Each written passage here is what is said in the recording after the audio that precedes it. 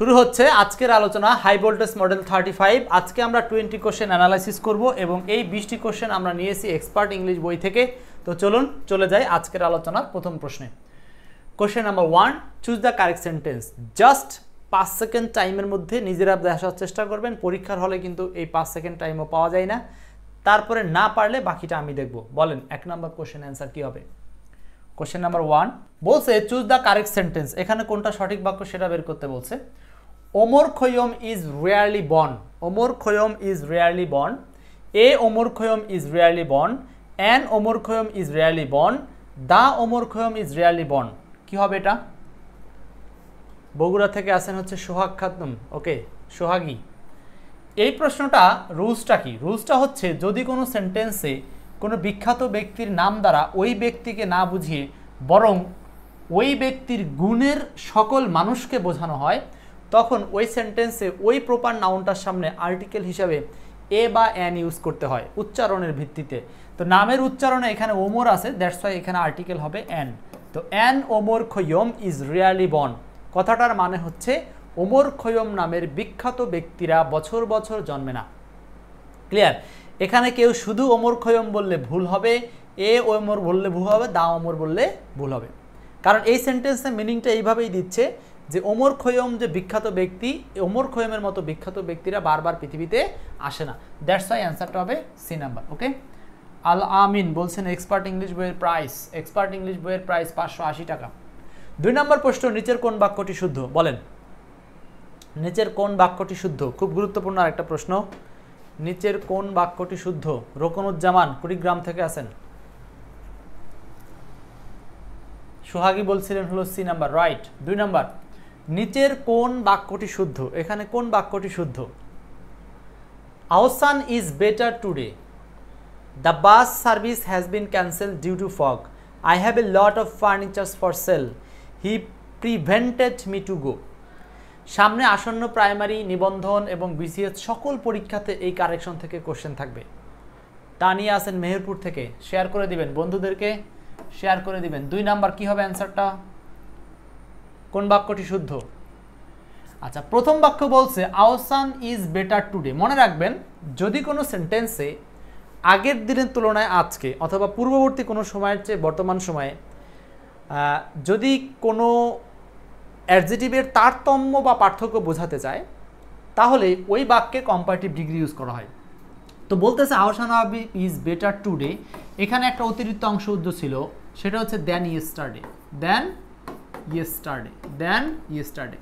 So এই উজ্জ থাকার বিষয়টা আমাদেরকে বুঝে নিতে হবে। সো এই বাক্যের এই সেন্টেন্সটা কারেক্ট, বাকিগুলো ভুল। কেন ভুল? The bus service has been cancelled, bus service বন্ধ করা হয়েছে ডিউ টু ফগ। এই কুয়াশার কারণে না, এটা হচ্ছে কুয়াশার জন্যে। এখানে হবে ফর অথবা ব্যবহার করতে পারি owing to, owing to. C number ভুল কেন? I have a lot of furnitures, এখানে ফার্নিচারের সাথে কখনো এস বা ইয়েস যুক্ত করা যাবে না। ডি নাম্বার ভুল কেন? হি প্রিভেন্টেড মি, এখানে টু হবে না। প্রিভেন্টেডের সাথে মনে রাখবেন ফ্রম হয়। প্রিভেন্টের সাথে কি হয়? ফ্রম। প্রিভেন্ট মি ফ্রম, এরপরে গো আবার হয়ে যাবে গোয়িং। মনে রাখবেন প্রিভেন্টের সাথে অ্যাপ্রোপ্রিয়েট প্রিপোজিশন হবে হচ্ছে ফ্রম। মনে থাকবে, কোনো কিছু থেকে নিষেধ করা বা বাধা দেওয়া অর্থে প্রিভেন্টের সাথে অ্যাপ্রোপ্রিয়েট প্রিপোজিশন ফ্রম। ওকে, পরের প্রশ্ন যাব। 3 নাম্বার, আবারও কারেকশন, কোনটি শুদ্ধ? বলেন। আমাদের এই হাই ভোল্টেজ মডেল চলছে আজকে 35। আগের সকল হাই ভোল্টেজ মডেলগুলো কিন্তু ফেসবুকে, ইউটিউবে একেবারে লিঙ্ক করে দেওয়া আছে ফোল্ডার আকারে, সেখান থেকে দেখে নেবেন।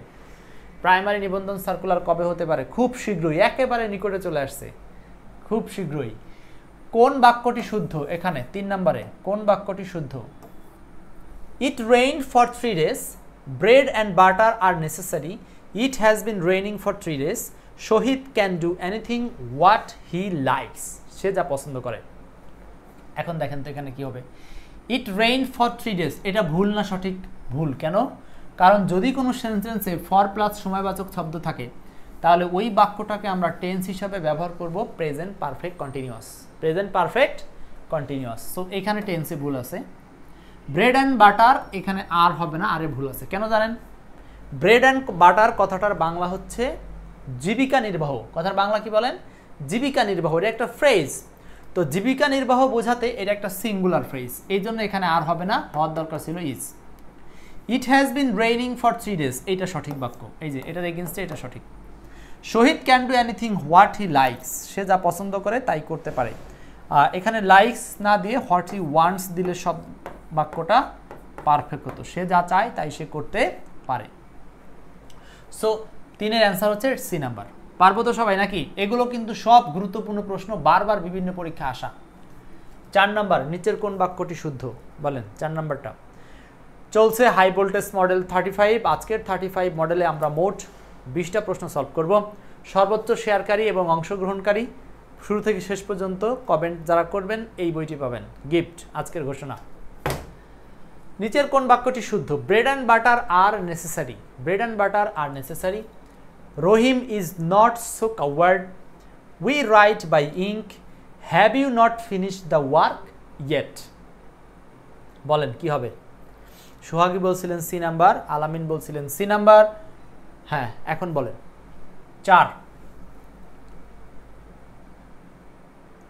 4 নাম্বার, যে কোনো একজন উত্তর করার পরে আমি উত্তর করব। লিউকোপ্লাস্ট মিন্নি, ভাই কত সুন্দর নাম। আচ্ছা, নিচের কোন বাক্যটি শুদ্ধ? Bread and butter are necessary, একটু আগেই আমরা দেখেছি এটা ভুল। কেন? কারণ এখানে আর হবে না। ব্রেড অ্যান্ড বাটার জীবিকা নির্বাহ। রহিম ইজ নট সো কাওয়ার্ড, এখানে সো ব্যবহার করব না।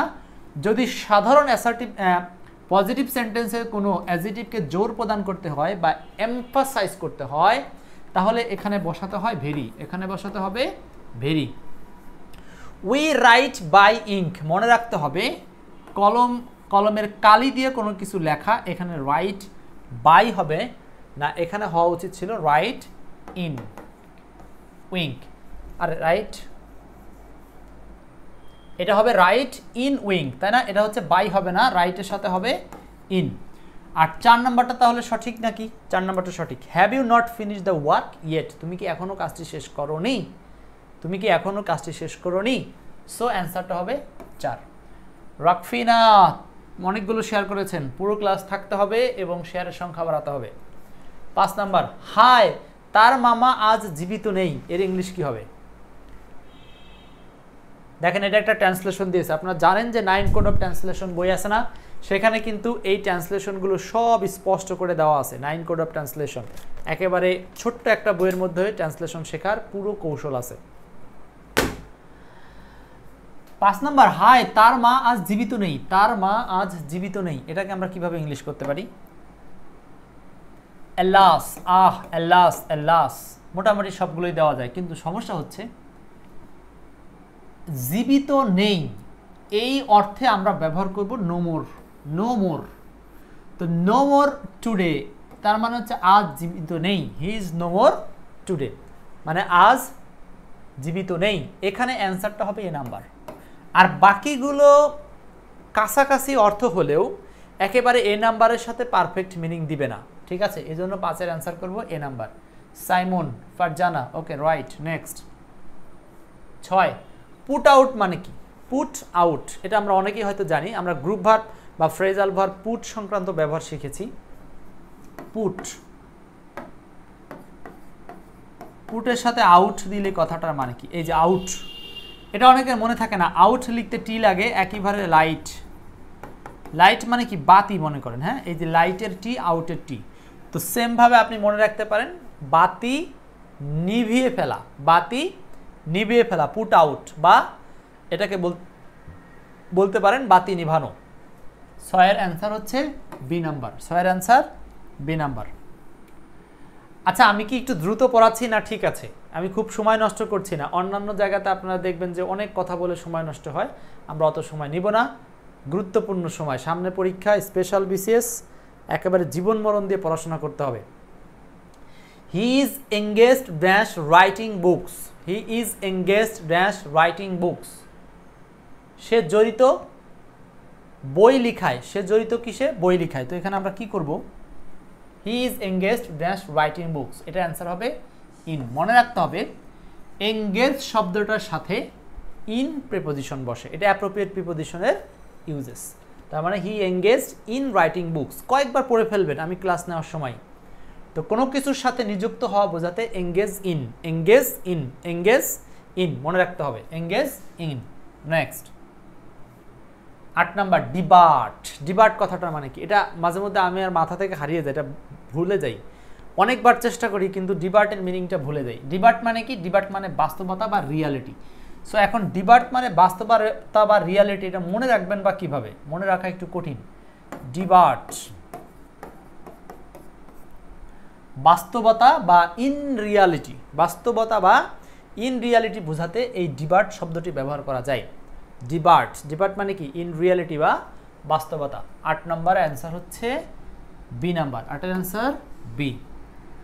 নেক্সট দ্রুত বলতে হবে। 9 বলেন কি হবে? 9 নম্বর, 9 নম্বর নুসরাত বলছেন হচ্ছে এঙ্গেজ ইন, রাইট। সোহাগী বলছেন B number. Rabeya in reality, right. হ্যাঁ, সর্বোচ্চ শেয়ার এবং এঙ্গেজের ভিত্তিতে আজকে থাকবে ট্রান্সলেশন বইটা, সরি এক্সপার্ট লিটারেচার বইটা, শুধুমাত্র কুরিয়ার কস্টিং দিয়ে নিয়ে নিতে হবে। ওকে, আচ্ছা তানিয়া বলছেন হচ্ছে বি নাম্বার, 9 এর উত্তর কি? B number, right. Syntax, syntax কথাটার মানে হচ্ছে বাক্যের গঠন রীতি। সিনট্যাক্স মানে কি? বাক্যের গঠন রীতি। এই প্রশ্নটা আসছে সাবস্টিটিউশন থেকে দেওয়া হয়েছে, প্রাথমিক সহকারী শিক্ষক পরীক্ষা আসছিল। হ্যাঁ, তো 9 এর অ্যান্সার হবে সেন্টেন্স বিল্ডিং, মানে বাক্য তত্ত্ব। বাক্য তত্ত্ব বা সেন্টেন্স তৈরির যে রুলস, সেটাকে বলা হচ্ছে সিনট্যাক্স। মিল আছে, সিনট্যাক্স সেন্টেন্স বিল্ডিং, এইভাবেও আপনি মনে করতে পারেন। 10 নম্বর, the underline word is sit down and rest for a while, I walk for a while. এই প্রশ্নটা প্রাইমারিতে আসছে। তো আন্ডারলাইন করা হোয়াইল শব্দটা কি হবে? আন্ডারলাইন করা হোয়াইল শব্দটা কি হবে? এই প্রশ্নটা নিয়েছি হচ্ছে আমরা এক্সপার্ট ইংলিশ বইয়ের নাউন চ্যাপ্টার থেকে। হ্যাঁ, এখানে প্রচুর স্ট্রাকচার দেওয়া আছে, অনেকগুলো শর্টকাট সিস্টেমও দেওয়া আছে এক্সপার্ট ইংলিশে। তো 10 নম্বর এটা অ্যান্সার হবে নাউন। 9 নম্বর কে কে বলতেছেন অ্যাডজেক্টিভ হবে না, অ্যাডভার্ব হবে না। মনে রাখতে হবে যদি ডিটারমিনার অথবা আর্টিকেলের পরে, ডিটারমিনার কিংবা আর্টিকেলের পরে একটাই ওয়ার্ড থাকে, তবে সেটাকে আপনি স্পষ্টত কি বলবেন? নাউন বলবেন, কোনো মাপ নাই, একটাই ওয়ার্ড। এই যে দেখেন, এ একটা আর্টিকেল, আর্টিকেলের পরে হোয়াইল আছে, আপনি অর্থ বুঝেন আর না বুঝেন কোনো সমস্যা নাই। এই যে এটা একটা আর্টিকেল, আর্টিকেলের পরে একটাই ওয়ার্ড, শেষ, এরপরে কিন্তু আর ওয়ার্ড নাই।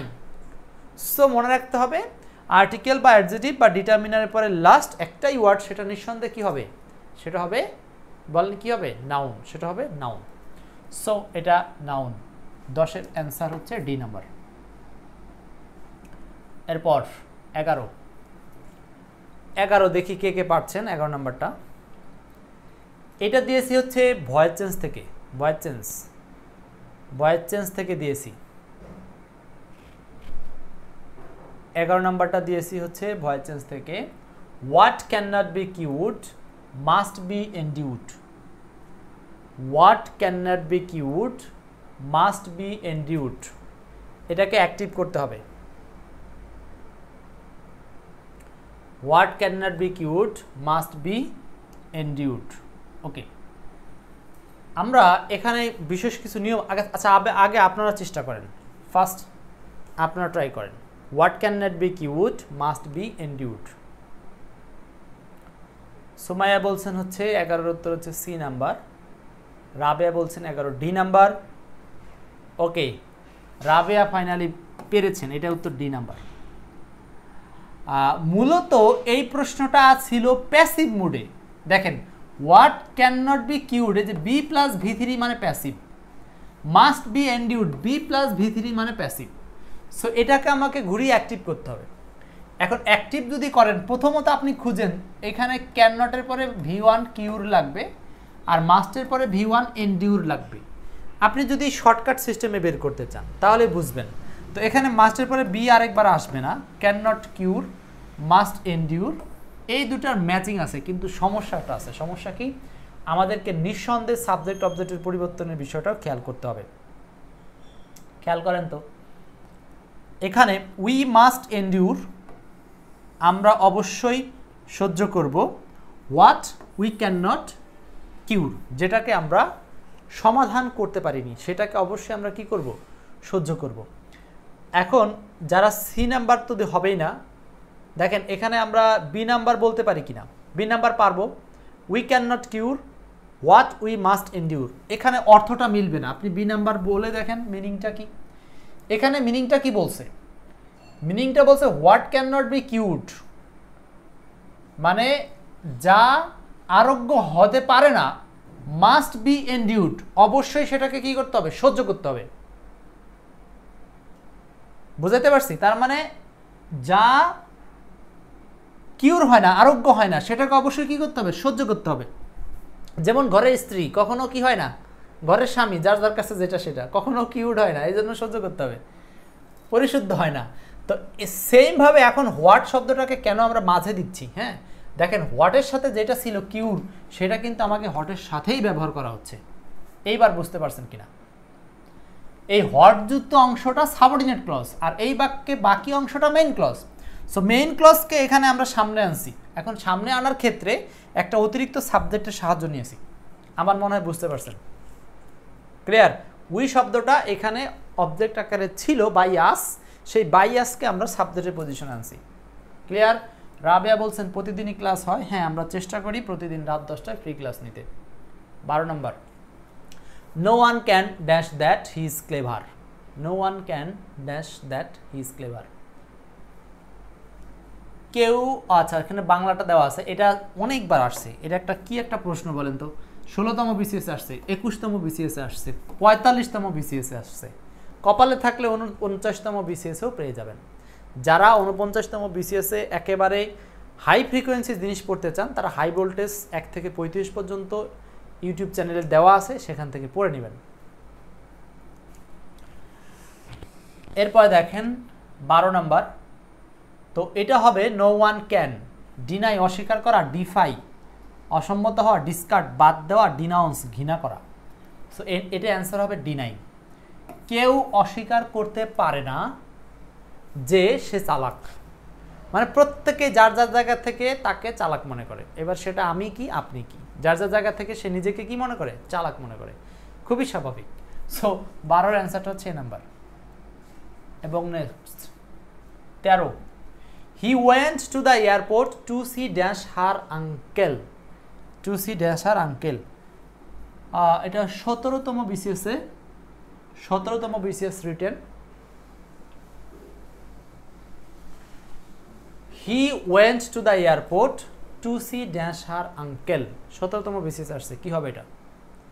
রাবেয়া বলছেন 13 বি, ওকে। সোহাগী বলছিলেন এ নাম্বার।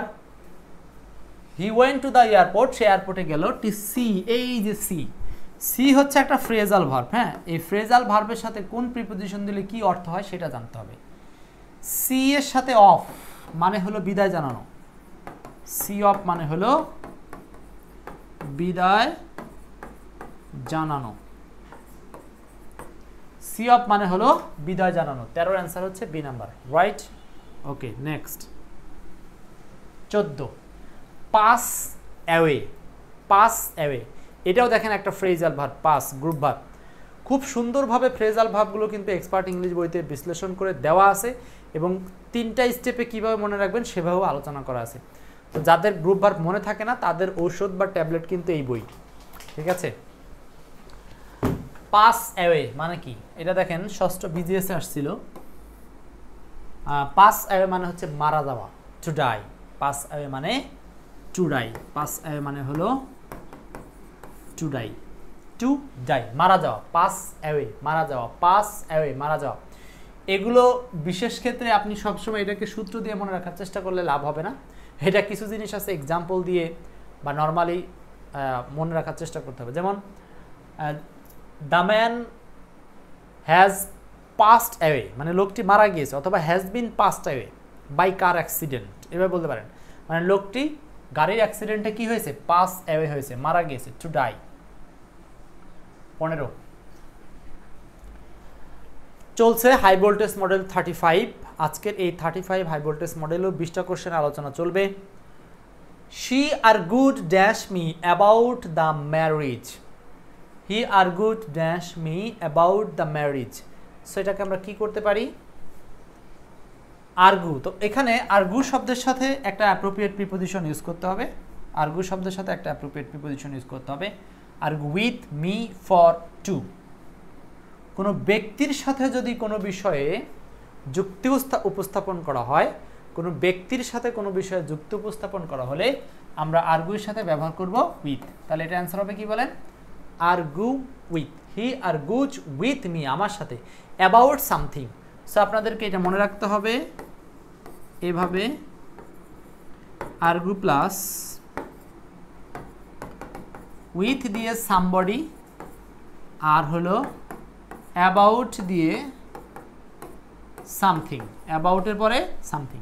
তার মানে আর্গু উইথ সামবডি আর আর্গু অ্যাবাউট সামথিং। কোনো বিষয় নিয়ে যুক্তিতর্ক করলে অ্যাবাউট বসাবেন, আর কারোর সাথে যুক্তিতর্ক করলে বোঝালে উইথ বসাবেন।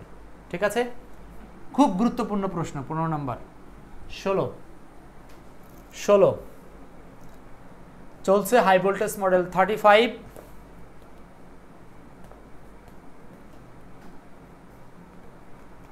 যার ইংলিশ দেখলেই ভয় লাগে তার জন্য আমাদের বেসিক টু অ্যাডভান্স ইংলিশ কোর্সটা প্রযোজ্য। হ্যাঁ, ইংলিশ বেসিক টু অ্যাডভান্স যে কোর্সটা চলমান আছে এখানে যুক্ত হয়ে যাবেন। ইনশাল্লাহ 2 মাসের মধ্যে আপনি প্রতিদিন যে ক্লাসগুলো করবেন আপনার ইংলিশ অটো ক্লিয়ার হয়ে যাবে। অটো হাই ভোল্টেজ মডেল এটা আমাদের চলছে ফ্রি ক্লাস, কিন্তু আমাদের পেইড ব্যাচের ক্লাস হয় প্রতিদিন রাত 8:30টার সময়। যারা ওই ব্যাচে আসেন তারা তো আসেনি, যারা নাই ভর্তি হওয়ার চেষ্টা করবেন। The people who carry a coffin at a funeral are called. এটা একটা সাবস্টিটিউশন থেকে দেওয়া হয়েছে। 16 ফারদানা বলছেন 16 সি। হ্যাঁ, দ্য পিপুল লোকজন, হু যারা, ক্যারি বহন করে, এ কফিন একটা কফিন, অ্যাট এ ফিউনারেল মানে হচ্ছে মৃত্যু পথযাত্রার সময় যারা কফিন বহন করে তাদেরকে বলা হয় হচ্ছে পাল বেয়ারার্স। পাল বেয়ারার্স এটা অ্যান্সার হবে। এটা এক কথায় প্রকাশ বা সাবস্টিটিউশন নামে যে অধ্যায়টা সেখান থেকে দেওয়া হয়েছে এই কোশ্চেনটা। পাল বেয়ারার্স মানে কি? পাল বেয়ারার্স কথাটার মানে হচ্ছে মানে মৃত্যু পথযাত্রীদের খাট বহনকারী, যারা 4 কাঁধে 4 বেয়ারা নিয়ে থাকে আর কি। তো এই বেয়ার মানে কি? বহন করা, তাই না? আর বেয়ারার্স মানে যারা বহনকারী। তো 5-এর অ্যান্সার হচ্ছে C number. Next 16 answer C. আমরা প্রায় শেষ পর্যায়ে চলে আসছি। তানিয়া, আশিকুর রহমান, সোহাগ খাতুন অনেকে অ্যান্সার করছেন। 17 I should appreciate it if you could complete this work dash Thursday. Thursday এটা আসছে 26তম বিসিএসে। তা আপনি বলেন যে যেগুলো বিসিএস আসা প্রশ্ন এগুলো কিন্তু চরম ইম্পর্টেন্ট, সব জায়গায় আসবে। বিসিএস বলেন, ব্যাংক বলেন, প্রাইমারি বলেন, নিবন্ধন বলেন, সব জায়গাতে এই প্রশ্নগুলো রিপিট করে যেভাবে হোক করে। আচ্ছা 17 কি হবে বলেন? 17 আই শুড অ্যাপ্রিসিয়েট। অ্যাপ্রিসিয়েট কথাটার মানে হচ্ছে কাউকে উৎসাহ দেওয়া। আই শুড আমার উচিত, অ্যাপ্রিসিয়েট উৎসাহ দেওয়া। ইট এটা বিষয়ে, ইফ ইউ কুড কমপ্লিট যদি তুমি এটা সমাপ্ত করতে পারতে, দিস উইক এই সপ্তাহে, ড্যাশ থার্সডে মানে কোনো একটা দিনের মধ্যে। এখন এই প্রশ্নটায় সমস্যা হচ্ছে থার্সডে শব্দটা স্পেসিফিক যদি কোনো সময়বাচক শব্দ থাকে তাহলে এটার সামনে আমরা ব্যবহার করতে পারি বাই, এছাড়াও কোনো কোনো ক্ষেত্রে অন। এখন বাই আমরা কখন ইউজ করব? যখন দেখব ওই সেন্টেন্সটা ভবিষ্যৎ কোনো একটা সময়কে কেন্দ্র করে কথা বলতেছে। যেমন ইফ ইউ কুড কমপ্লিট যদি তুমি কমপ্লিট করতে পারতে, মানে ভবিষ্যতেই এই পারতে, ভবিষ্যতের পাস্ট এটাকে বলা হয় আর কি। সো কমপ্লিট দিস ওয়ার্ক এই কাজটি বাই থার্সডে, এর মানে হচ্ছে থার্সডের মধ্যে, এই সপ্তাহের থার্সডের মধ্যে যদি তুমি এই কাজটি সম্পূর্ণ করতে পারতে। সো মনে রাখবেন এরকম যদি would, could, might, shall, should, will, would এগুলোর পরে কোনো সময়বাচক শব্দ নির্দিষ্ট থাকে তাহলে আপনি বসাবেন হলো বাই, আর যদি অনির্দিষ্ট থাকে তাহলে বসাবেন ইন, অনির্দিষ্ট থাকলে ইন। ওকে, তাহলে 17 অ্যান্সারটা হচ্ছে এ নাম্বার। এরপর 18 হি ফ্যান্স হারসেলফ বাক্যের প্যাসিভ করেন। আশিকুর রহমান বলছিলেন 17 এ, রাবিয়া 17 এ। ওকে, আমরা কিন্তু প্রতিদিন রাত 10টায় ক্লাস নেওয়ার চেষ্টা করি, আশা করি আগামীকালও আপনারা থাকবেন। আমরা প্রতিদিন বিভিন্ন টপিকে ক্লাস নিয়ে থাকি, অনেক সময় আমি অ্যানাউন্স দিই, অনেক সময় অ্যানাউন্স দিই না, দেই আর না দেই আপনারা ক্লাসে থাকার চেষ্টা করবেন। 18 বলছে হি ফ্যানস হারসেলফ, হি ফ্যানস হারসেলফ, সে ফ্যান দিয়ে বাতাস করে, হারসেলফ সে তার নিজে নিজেকে বাতাস করে, সে নিজে নিজেকে বাতাস দেয়, ফ্যানস হারসেলফ। এটা যদি প্যাসিভ করতে চান, ফ্যানস এটা হলো প্রেজেন্ট টেন্স V1, প্যাসিভে খুঁজবেন হচ্ছে am is are plus V3, am is এর সাথে V3 খুঁজবেন। তো ওয়াজ হবে না, ওয়াজ হবে না, এই যে ইজ V3 ফ্যান্ড, ইজ ফ্যান, ঠিক আছে, ওকে। এখন প্রশ্ন হলো দুই জায়গাতেই সাবজেক্টের পজিশনে সি আছে, একটা বাই হারসেলফ, একটা শুধু হারসেলফ, অ্যান্সার হবে বাই হারসেলফ। এই প্রশ্নের নিয়মটা কি জানেন? এই প্রশ্নের রুলসটা হচ্ছে যদি কখনো রিফ্লেক্সিভ প্রোনাউন অবজেক্টের পজিশনে থাকে, রিফ্লেক্সিভ প্রোনাউনগুলো অবজেক্টের পজিশনে থাকে, তাহলে ওই বাক্যের ভয়েস চেঞ্জের ক্ষেত্রে সাবজেক্ট অবজেক্টের নো চেঞ্জ। মানে দেখেন ভয়েস চেঞ্জের একটা এক্সেপশনাল রুলস শিখলেন যে কখন সাবজেক্ট অবজেক্ট পরিবর্তন হবে না। আমরা জানি ভয়েস মানে সাবজেক্ট অবজেক্ট পরিবর্তন হয়, কিন্তু এই ক্ষেত্রে হবে না। শুধু রিফ্লেক্সিভ প্রোনাউন না, যদি রিসিপ্রোকাল প্রোনাউন থাকে যেমন ইচ আদার, তখনও সাবজেক্ট অবজেক্টের পরিবর্তন হবে না, শুধু ভার্বের পজিশনটায় কাজ হবে, শুধু ভার্বের পজিশনটায় কাজ হবে। তাহলে ভার্বের পজিশন প্রেজেন্ট টেন্স হবে ইজ ফ্যান্ড, আর অবজেক্টের সামনে প্রয়োজনীয় প্রিপজিশন বাই, ব্যাস অ্যান্সার হচ্ছে সি নাম্বার। পারবো তো সবাই নাকি? ইনশাআল্লাহ। 19 নাম্বার চলছে, হাই ভোল্টেজ মডেল 35, সবগুলো প্রশ্ন কালেকশন করা হয়েছে এক্সপার্ট ইংলিশ বই থেকে। সো গুরুত্ব দিয়ে পড়তে হবে, এক্সপার্ট ইংলিশ বইয়ের পুরো বিভিন্ন জায়গা থেকে বিক্ষিপ্তভাবে প্রয়োজনীয় গুরুত্বপূর্ণ প্রশ্ন দিয়ে সাজানো হয় এই হাই ভোল্টেজ মডেল। সোহাগী বলছেন আমার বাসা কোথায়? আমার বাসা হচ্ছে আগে যেখানে ছিল ওখানেই আছে, এটা হলো রাজবাড়ি। রাজবাড়ি, এখন বলেন রাজবাড়ি আবার কোথায়? তাহলে পড়াশোনা ছেড়ে দিতে হবে। রাজবাড়ি কোথায়? I took a map with me as যেহেতু I didn't want to dash my on the journey। বলেন তো কি হবে এখানে? I took a map, আমি একটা ম্যাপ নিয়েছিলাম সাথে, ভালো কথা, মানচিত্র নিয়েছিলেন।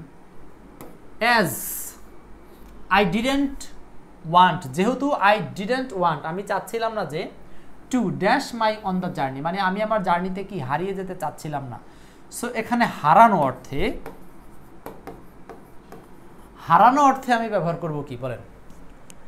হারানো অর্থে আমরা কি দিতে পারি?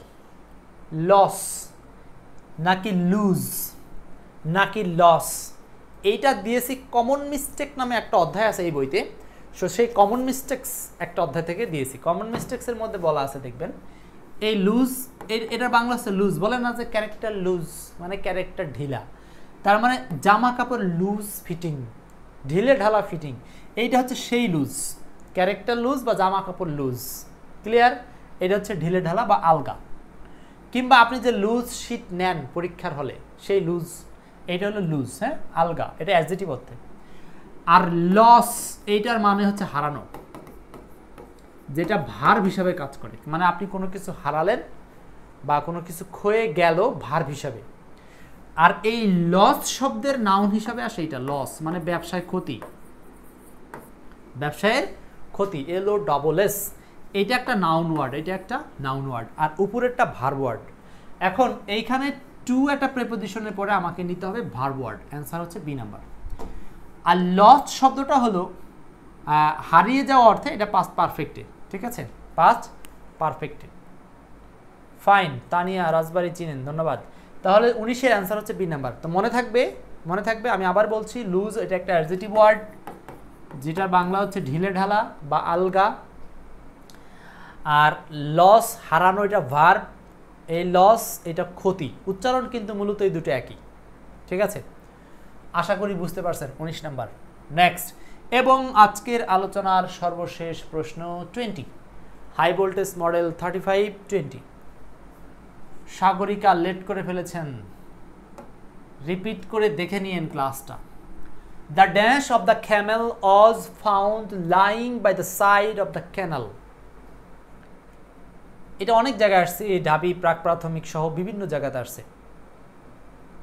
বলেন কি হবে? The dash of the Camel. Okay, Camel মানে কি জানেন তো? ক্যামেল মানে হচ্ছে উট। ক্যামেল মানে উট। The dash of the camel was found, খুঁজে পাওয়া গিয়েছিল, প্যাসিভ মুডে আছে। লাইং মানে পড়ে থাকতে দেখা গিয়েছিল। বাই দ্য সাইড মানে পাশে, অফ দ্য ক্যানাল, ক্যানালের পাশে পড়ে থাকতে দেখা গিয়েছিল। একটা ক্যামেল মানে উট, এখন উটের রবায়ের আছে তাই না, উট এর, এখন এখানে কি হবে? Corpse, corps, carcass, corpus. এখানে এটার বাংলা হচ্ছে কার্কাস। কার্কাস মানে কি? কার্কাস মানে হলো মৃতদেহ। কার্কাস মানে হলো মৃতদেহ। অ্যান্সার হবে বি নাম্বার। 20-এর অ্যান্সার বি নাম্বার। 20-এর অ্যান্সার কি বলেন? B number. 20-এর অ্যান্সার হবে বি নাম্বার, কার্কাস। এই কার্কাস কথাটার মানে হচ্ছে মৃতদেহ অর্থে ব্যবহার করা হচ্ছে। মৃতদেহ তা বলতেছে কি যে আসলে একটা উটের মৃতদেহ পড়ে থাকতে দেখা গেছে কোথায়? ক্যানালের সাইডে বা পাশে। ওকে, 20 নাম্বার। এই ছিল আপনাদের জন্য আলোচনা। একটা বোনাস কোশ্চেন রয়েছে 21 নাম্বারটা। এই বোনাস কোশ্চেনটা আপনারা নিজেরা সলভ করবেন এবং প্রত্যেকে কমেন্ট করে দিবেন। এটার উত্তর আমি দিব না, প্রয়োজনে নিজেরা উত্তর করে নেবেন, চেষ্টা করলে হয়তো পারবেন। সো এই ছিল আজকের সর্বশেষ আলোচনা। এই আলোচনা যারা দেখলেন মনোযোগ দিয়ে তাদের সবাইকে ধন্যবাদ জানাচ্ছি। আর ভালো লাগলে এই বইটি পড়তে হবে এবং ক্লাসটাও আপনাদেরকে শেয়ার করে দিতে হবে। বাড়ির কাজ থাকলো এই লাস্ট 21 নাম্বার বোনাস কোশ্চেনটা, এটা আপনারা নিজেরা সলভ করে নেবেন। ঠিক আছে, সব মিলিয়ে ভালো থাকেন। আজকের আলোচনা এখানেই শেষ করছি।